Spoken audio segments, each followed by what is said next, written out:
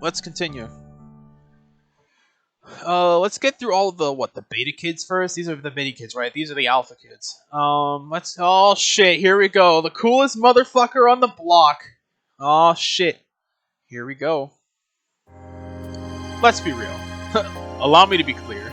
Let's be real. As much as you enjoy your new friends, they all seem a little lonely. Like maybe they don't have any friends because the ones they talk to online. It's online friendship a reasonable alternative to more traditional face-to-face friendship? Are relationships, and dare you say, families that you choose not... Wait, what? Are relationships, and dare you say, families that you choose not just as important, if not more so, than those you're able to touch and feel? Damn, maybe being a little too real. You decide not to think about it too hard. But if you're being terribly honest with yourself, maybe you aren't terribly interested in the greater concepts of profound family and interpersonal relationships. In the instant message era, you got a fever, and the only cure for this disease is called friendship, is to mildly inconvenience a few teenagers. Much of a delight as it's been to make a young boy face his existential future, rob a woman of her booze stash, and then self-reflect about the value of contextual relationships, it's all felt a little heavy-handed. What you need is an emotional palate cleanser. There are 2 kids left on this tour de force, and both sound like they make exquisite friends. Time to go full-on easy mode here. You've heard so much about the guy, you feel like you got this one in the goddamn bag. With confidence, zap yourself onwards. What am I looking at? Oh, you're already here. Whatever here is, it's blisteringly hot. You nigh instantaneously regret your choice of apparel. Why did you instinctively put your hoodie back on over this robe, gown? You're the mailman, or male person? This must be Dave. Rose mentions he talked a lot, and you start to explain it becomes apparent he is having this conversation with you, not at you, not with you. Wow, it is unbelievably humid.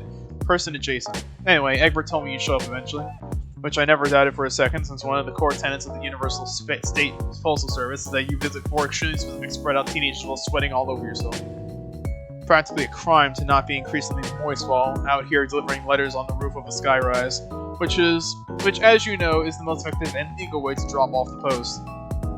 Clammier than a New England potluck and wandering around the roof with no package. It's actually really cool how this kid seems to talk at you, but you're barely listening. Has the sun always been that red? Has the sky always been that wavy? You alright?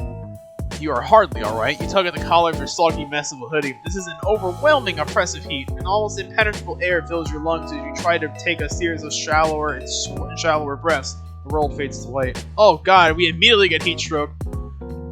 When you wake up, you're sitting propped up on a cheap futon in front of a large television. A rough approximation of a person who does an elaborate series of controlled falls culminating in what you can only describe as skateboarding for assholes. On your left, Dave exits in the quantum state that is both somehow sitting and laying down, but also is neither. With the precision of a Swiss watchmaker, he deftly presses a series of buttons that makes the awful polygon man on the screen T-pose and fall face forward into the ground. Seconds later, his skateboard flops helplessly next to him. He doesn't look away from the screen as he speaks. So, I guess you lived. It's not that I'm invested, but John might be sad. Classic John. You try to emulate his incredibly casual body language. You slide your body down the futon. Your legs already barely reach the ground. Yeah, that guy's a dork, but I taught him everything he knows. You ask him if you taught him how to be a dork. Yo, damn. Oh, hell no. Oh, hell no. You ask him if you taught him to be a dork. You affect a completely uninterested face as though the sickness of your third-degree burn is not the single most exciting moment of your entire life. God damn. Owned in my own home. Owned within an inch of my life. I'm on the edge, reaching out in a hand of friendship, and this chucklehead long live the Kingsley. Thousands of gazelles trampled my useless body as Jonathan Taylor Thomas's persona watches on. Who will raise Simba now? Who is going to teach him about combat? Philosophy. Life. By the way, I put your nasty sweatshirt in the shower. He just immediately did a fucking swoop. Swoop. Dope. Wait. The shower? What? The shower? Yeah, it smelled, so I tossed it in there. Ran the hot water. You can thank me later.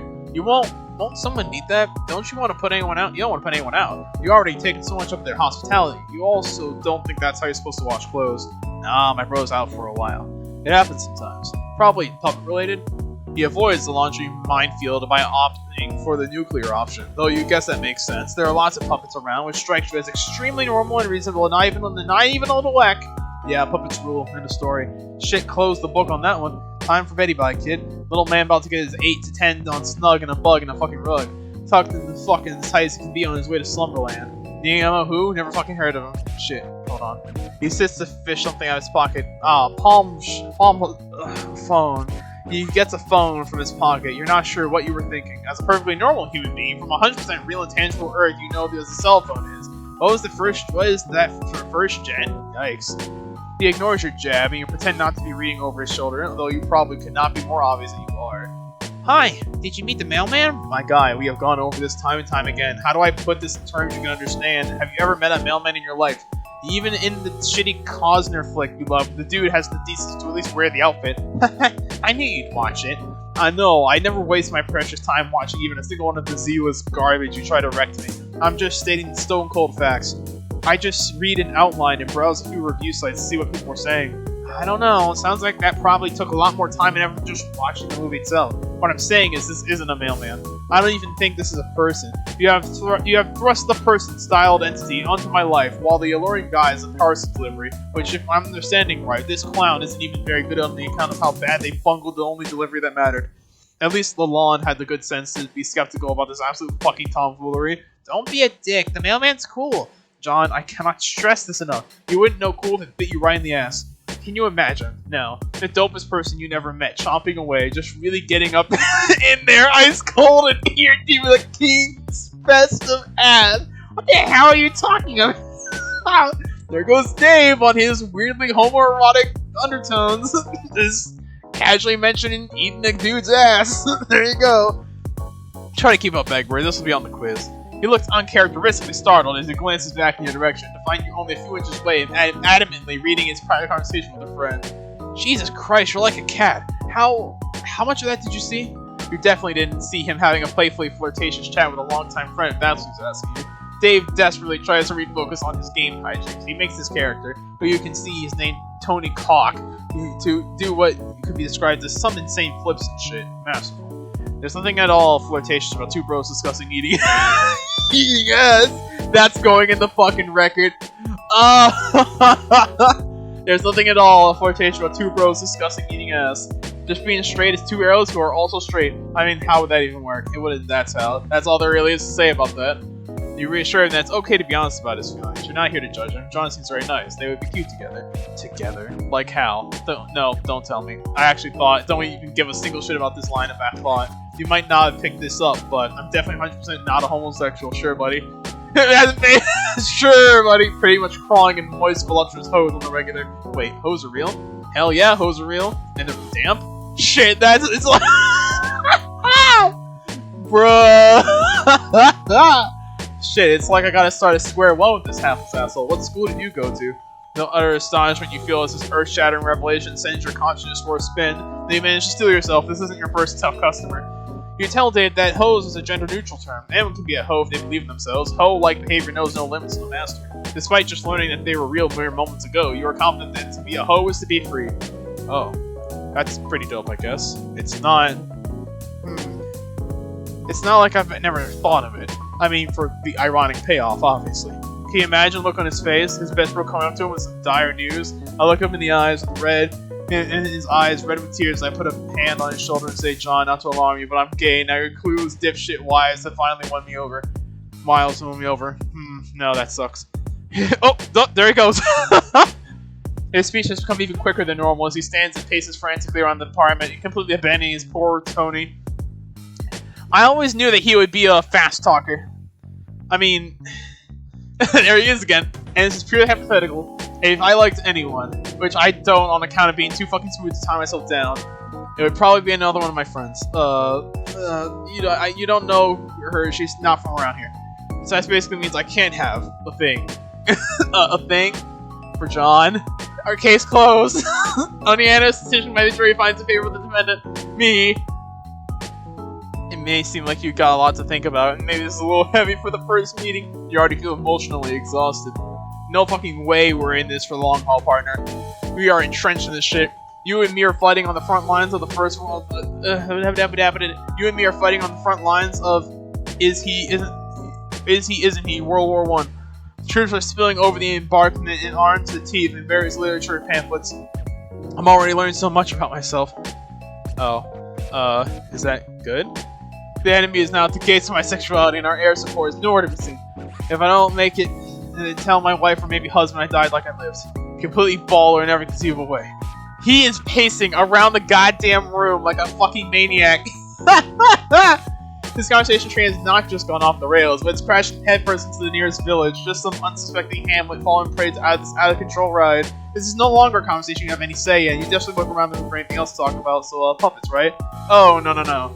You fucked up, mailman. You opened the floodgates of introspection. We are balls deep in the discourse waters, and there's nobody to blame but yourself. He stops pacing and looks contemplative. His voice lowers to a mumble. Is he still talking about you? Does he still want to talk about this or not? It's nearly impossible to tell. Okay. Hear me out. Do I have to come up with the gay name now, or can I still be the Dave? I'm thinking Gabe. That's not good, so that's an amateur choice. Dave is a perfectly fine name. Obviously, my full title would be Gabe Strider Dick Rider. Okay, that's enough. There's gotta be a better way than this. You are so tired. Yeah, that didn't work. Abscond! We subtly abscond. Why do we put the poor bastard on this? Whoops. That was, not meant to happen. Whoopsie. Didn't mean for that to happen. Whoops. Just accidentally made him go on a fucking gay tirade. God damn it, Dave. You know what? We're not equipped with this. We're not Rose. We're not John. We're not Jade. We're not any of his friends who can be equipped with this. They're like, bro, I get it, but at the same time, no. Alright, dope. You put my sweatshirt in the shower. Dope. You're definitely the sort of person who says dope often and casually. You tell him dopely that you are a person who is not caught up in the small details of decorum or personal propriety. In fact, it doesn't bother you at all. They took your your only worldly possessions and tossed them in a shower while you were unconscious. What's the light? Some like corpse looting it among bros. Okay. While it dries, you can wear one of my bros shirts. He usually has a fresh stash hidden in here. Dope, tight, sick. Nothing weird about hiding some shirts in the living room. Just gonna have a look-see. Holy shit, there are lots of puppets in here. Yeah, dude, puppets own. Enough said. My bro's got the market cornered on puppet-based endeavors, backed up against the wall like a feral beast hissing for more plush-oriented content. The little guy's probably just scared. He just wants to protect its nest and mouth-to-mouth feed its babies, only the choicest Muppet smut for a reasonable fee. What the fuck does any of that mean? We look back to Dave, but he's on his phone. God damn, that is so cool, actually. There's something weird about this whole setup that you just can't put your finger on. For one, you can't seem to find any secret shirts anywhere. It's all just puppets and plushes and DJ equipment. Oh my. Yeah, with my bro, you have to think of the potential for ironic payoff. That guy's always one step ahead. Just when you think you got it figured out, it was all just some trap to make you think you got this goat. But that goat is long gone. It makes you think maybe there was never a goat. Maybe it was some other barnyard animal all along. You've been duped into looking for a goat like some dumb asshole. Or maybe the goat gets you really subvert the whole thing. You take a second to wonder if he's really using the term ironic correctly, and he never is, almost. In this instance, by dictionary definition, yes, a goat getting to you is the opposite of how the situation should go. Thank God you settled that. As you are about to reassure Dave that this joke tracks, you catch some movement in the corner of your eye. What was that? A camera? Couldn't possibly be a camera. Oh, nope, there it is again. There it is, a camera coming out of the ice dispenser. It whirls softly as you approach, its mechanical eye trained on you. How long has this thing been watching you? Is it Dave's? You lean in to take a closer look, but your foot catches on something. You fall flat on your face. Dave seems too engrossed in the conversation he's having on his phone to pay you much mind, occasionally mumbling something out loud a few times before presumably typing it out. You search for whatever it was that made you beef it so royally. You know, beef it, like fall down. That's a real phrase that humans say, totally. A small tripwire stands taut a few inches off the ground. You must not have disturbed it enough to set off whatever contraption's attached to it, apparently. Oh yeah, sometimes they're more of a psych out. You think, oh fuck me, I definitely beefed it, which is a phrase that is real. And you sit there waiting on bated breath, prepared to fuck deep in the velvety marionette dick. And it never comes. You go the rest of your day just waiting for the payoff from your dipshit mistake, and it never comes. So you wake up in cold sweats from weeks, yearning for a release that will never find you, and then it hits you. You've been fucking bamboozled by the master yet again. Are you good, my guy? Man said, oh yeah, you're sitting here waiting for weeks in a cold sweat. You're never able to sleep. Like you're playing fucking what, FNAF 3, and you know you can't sleep because you're having nightmares of the fact that who's gonna get you next. I can't sleep. There is no sleep. If you look behind his eyes, he looks like the trolls with the amount of baggage he is bringing, because he does not sleep.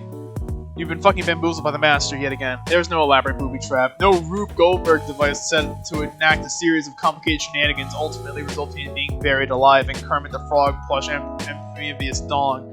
Beautiful, really. Damn, bitch, you live like this? I mean, yeah, I guess. Keeps me on my toes. Hale's never even met the ground. A prime ballerina with a head full of dreams and other blues. God's gifted piles, ripping a straight tasty tour on there for my annoying fans.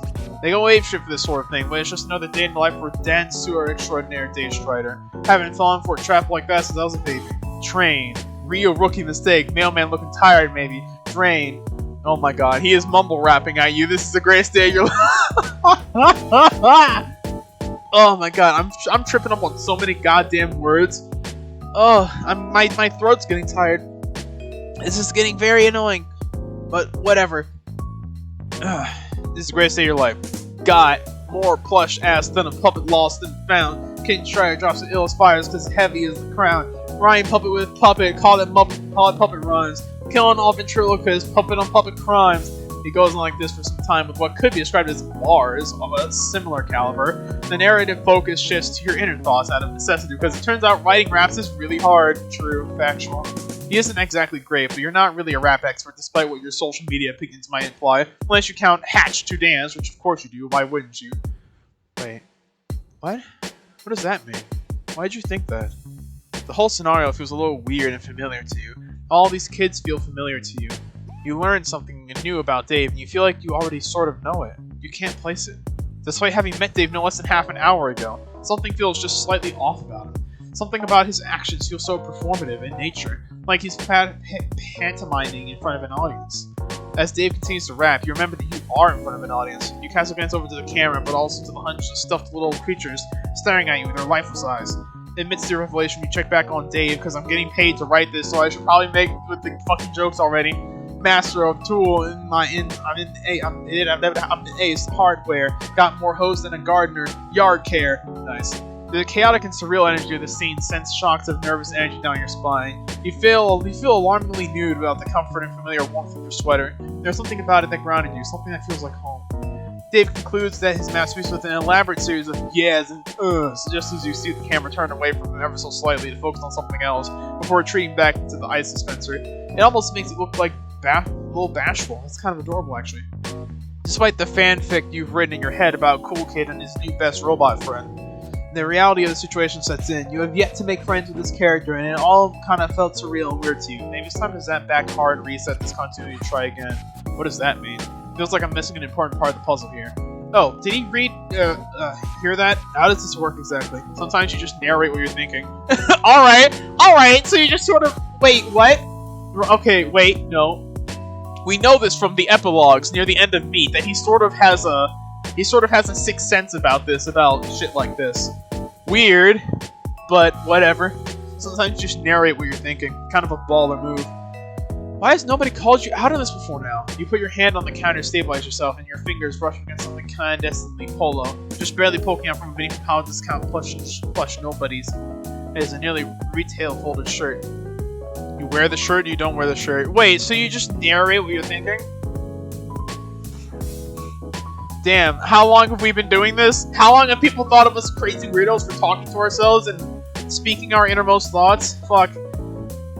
Let's wear the shirt. Obviously, you're going to put on this shirt on. You don't want to be the only one not wearing a cool shirt. Do you need some privacy? I'm not sure where one layer of you ends and the other begins. Doubt the audience cares. What? Oh. You guys being on camera like this is kind of fucking whack, you say. So pointedly, your sprite even shows up on. So pointedly, your sprite even shows up on screen for a second. Yeah, that's right. We went all out. Wow, went all out this one. That's crazy. Yeah, that's crazy. You were wondering if there was a place here that wasn't under constant surveillance. Like, how does this kid take a shit in peace? You know everyone's taking it. Don't blind a question. I'm sure the public at large is eager to know the answer, but my room isn't wired up. No. About to get you fired up though. menagerie is multiplying with maybe not a second. All right, damn.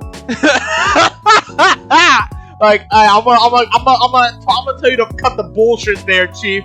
No, not at the moment.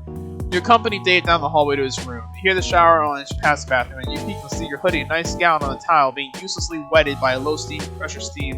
You're welcome, by the way. Yeah. Dave motions you to go in first, giving you the privacy you need to change into extremely starched polo shirt and nothing else. This car will not go down. This is absolutely what someone in the 2009 would think is fresh as hell. What do you mean? Polo shirts are so fucking good. They're such a nice basic thing to wear. What the fuck do you mean? Fuck you, game. You look around for a room a bit. There are so many things in here. This would be a 13-year-old's wet dream, but to you it just seems a little much. Go over the top. Feels like there's a bunch of things someone thinks they should like. Let the fan art reflect that you put on the shirt at this point. There isn't a mirror in here, but you can tell that it's someone out of the idea of a look. Whatever, I'm just gonna imagine a regular white polo shirt with the horizontal stripes.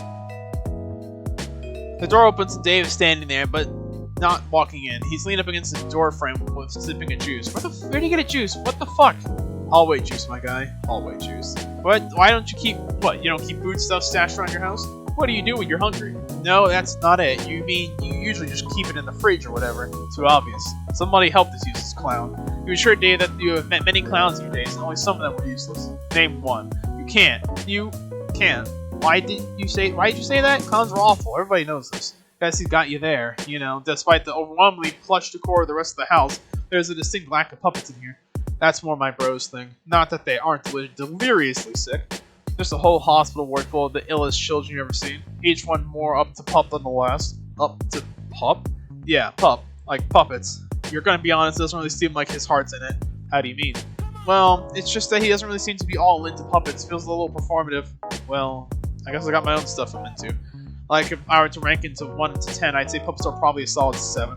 You got the skin on the roach, just one more push. In fact, you'd even go so far as to say the puppet thing sort of sucks. It's extremely weird. The cameras, the hiding things like an animal, it all seems a little, you know, whacked.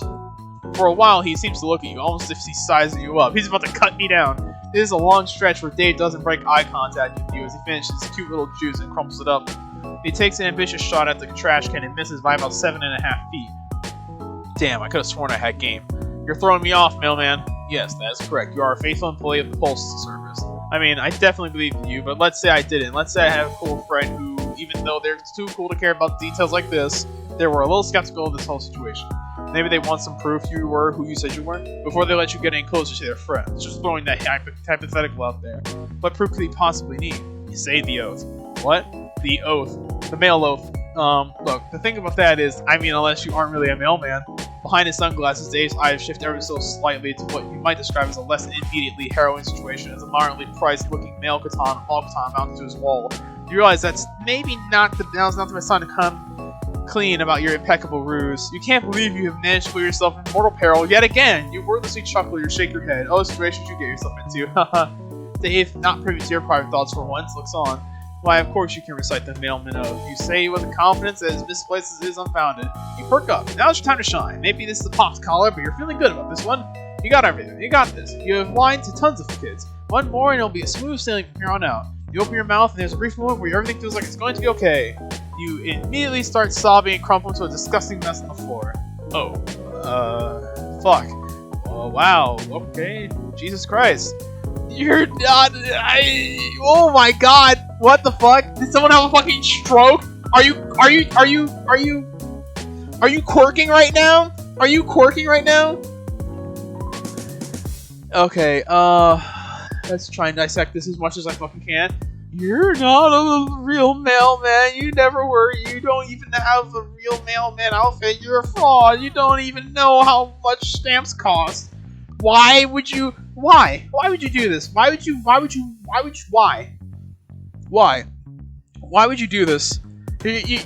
You just slammed your face on the keyboard. Alright, whatever. Oh my god. Jesus, just okay. It's gonna be alright there.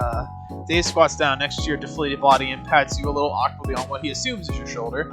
You say you're sorry you tricked him. You just wanted to impress him because John said you was so cool. It's fine, I guess. Fuck, dude. Get a hold of yourself. He tries to get up, He tries to get you. He tries to get up, but you're desperately clinging to his shirt, confessing everything, confessing to made-up crimes you didn't even commit. Look, my guy, we all make mistakes. Please stop whatever this is. I'm pretty sure you're harmless, and I don't think you actually killed anyone with your ass, or even an accessory to running down an alien mall, or whatever insane shit you just said. Oh, we were. that was all true, by the way. That was all true. I'm glad he still at least remembers fragments of certain things from Brenson. Yeah, you just kind of caught up in and just started saying made-up shit. You asked Dave if he's mad at you. Nah, dude. Get up. Dave helps you back onto your feet. You come clean in an only slightly more controlled and dignified way this time. You explain how there are these huge gaps in your memory that you somehow ended up with these abilities that let you traverse space, time, and sometimes even reality itself. Dave doesn't say much for a change, and it doesn't seem like he's listening at first, but you think maybe he just has one of those faces. Let me get this straight. One day you just appeared in a suburb. No memories except you have some mysterious teleportation power. You dig through some unsuspecting chump's mail looking for clues, and through some ridiculous universal happenstance, you just so happen to stumble upon the most gullible fucking dork in the universe. Befriend him. Also, I'm there via text. Egbert gives you a list of friends to visit. Out of all the choices available to you, myself included, and you go see Rose first. Rose fucking Milan, even though we built such a good rapport when I told John you were a real mailman. Called it, by the way. Your first instinct is to visit the most heavy-handed out of all of us for some light kingship. A power move, I guess. Mailman out here waved at your friendship! Oh, that's good. That's good. I'm saving that one. That's a good one. Mailman out here wave dashing for friendship. Can't even spare a neutral role. Tried it. Nah, man, no neutral. Just constantly getting your ass beat. Sorry, buddy. Wow, won't even back into the corner and spam your range attacks for the D-man. Nah, man, I don't do anyone dirty like that. That's a bitch move. I don't even care. Fuck you if you're playing Samus, by the way. Get fucked, Samus players. You're shitters. All of you are. No matter how nasty you think your Samus is, you're all a bunch of shitters. Fuck you. Same with you, Min players. Anyway, let's get off track. A tragedy in 2 acts. Both acts are titled Betrayal. You definitely understand what is being said, and absolutely don't have to ask your friends what some cool video game words are. You are 100% not pulling the boldest "how do you do, fellow kids" the world has ever seen. Besides, is that really the thing to be focusing on right now? You fucking wound me, mailman. Of course it is. Nothing is more important to me than this. They say that most humans only use 10% of their brain. That's because I'm only using 90% of it to think. How dare you? So anyway, you can really go anywhere. See anybody you want. Sounds nice. For all but the moment of the act drops, and you see the corners of his mouth tighten a little. The fading afternoon light flitters through the sunglasses, just enough of an angle to see his eyes shift ever so slightly towards the window. The subtle movements would surely be lost on most. If you weren't so focused on trying to read him, or even just slightly further away, you may have missed it yourself. There was an almost loneliness in his voice. It must be hard to live here by yourself, so far away from the people who care about you. It's possible that you have been focused on trying to blindly make friends, and you've forgotten that in front of you is a real living person. You can't help but wonder if there's something you can do. You said you can take people with you, right? I liked if you could teleport John around. Would that work with anybody? This is it. The path to this kid's heart is clear as day. Fuck what you said just now. That friendship juice is so close you can practically fucking taste it. You try not to look excited, affecting Dave's cool persona as you say, fuck yeah, you can take people with you. You scope out your fingernails, because for some reason this is what you do when you're acting cool. This works to the fullest extent, and it can come from someone who is not but 7 minutes and 32 seconds earlier was rolling around the floor, damp with her own tears. Did he have some place in mind? Yeah. I mean, I got some ideas I could bounce off you, I guess. How do you feel about with a switch finger to his mouth, you cut him off. He doesn't seem to like that very much, but you still consider it a successful maneuver. There's no need for words between friends, you just know where he wants to go. Just think really hard about it. Think about where you want to be, Dave. Think about what is important to you. Think about what you really want. It'll be more magical this way. Friendship is magic, after all. True! You just made that up right now. Don't look it up. Don't look it up. Don't look it up. Don't look it up. Damn, guess that's true. That's what I'm saying! He closed his eyes, he pulled a hand on his shoulder. This is it. Putting your trust in your magic of friendship, you focus this power externally as much as you're able. Flashes of distant but somehow familiar imagery course through you. The quiet stillness of the suburbs, the smell of the forest, the heat of the apartment rooftop, and the ocean breeze. You extend it outwards as much as you're able. This is his rodeo. You're merely the vehicle? What the fuck? Oh, fuck yes. The two of you stand near a sign that says, please wait to be seated. A very cheery hostess has a brief exchange with Dave and ushers the two of you in an open table. Oh, hell fucking yes. There's no mistaking it. About to get my motherfucking breadstick on. We're in an We're at an Olive Garden.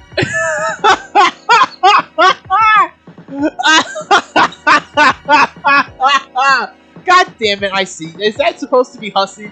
I think it's supposed to be hussy. I could be tripping majorly. Fuck yeah, it is. When you're here, your family, dog. While you're still new to this, you can't really seem to detect any irony in his voice. You thought for sure we had go to see his friends. You thought you had figured out. First and last mistake, mailman, but you'll learn. In a mystery. Got that history. Fucked with the plot with my flow so hot that leave you looking blistery. Racially ambiguous. My rhyme's contagious. Now the OG with my homie where my breadsticks are continuous. You know what the fuck it. You let him go for a while. You don't even know if the last one rhymed, but fuck if you aren't trying for this little bastard. You lean back in your chair and just absorb it all, sitting in the worst restaurant imaginable with your new rapping teen friend while the other patrons do their best to ignore the incredible rhymes. After a short while, Dave abruptly stops freestyling. You open your eyes. Oh, fuck, you know what time it is. No, your sprite doesn't have a watch drawn on it. It's breadsticks 30. It's breadstick 30, no watch necessary. Fuck me, I love breadsticks. True. I never talk about it. This is a very real and hidden character trait that nobody knows about me. Well, that sounds like a very real and hidden character trait that nobody knows about him. I mean, let's be honest. How can you say no to breadsticks, my guy? Even from Olive Garden. Like, honestly, what heathen out here is like, ew, breadsticks? I don't know them. I don't know them. They're fucking heathens is what they are. And here we are certainly not finding this out because of a series of seemingly unrelated events that are probably changed the continuity of the universe, allowing these sorts of otherwise narratively unimportant traits to shine through. Haha. Wow, he's really going to town with breadsticks. I mean, it's not like he's like gluten intolerant or something. It's just a fucking breadstick, right?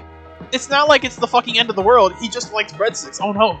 Dave Strider likes breadsticks? This ruins my canon! This ruins my head canon! What the fuck? It's fine. Whatever.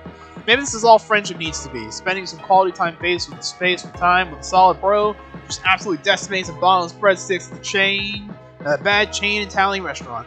Maybe the real lesson here is friendship doesn't have to be a grand gesture or high venture. Maybe the real friends, I understand you're having a moment, but I'm absolutely going to eat your breadsticks if you don't stop talking about what friendship means to you.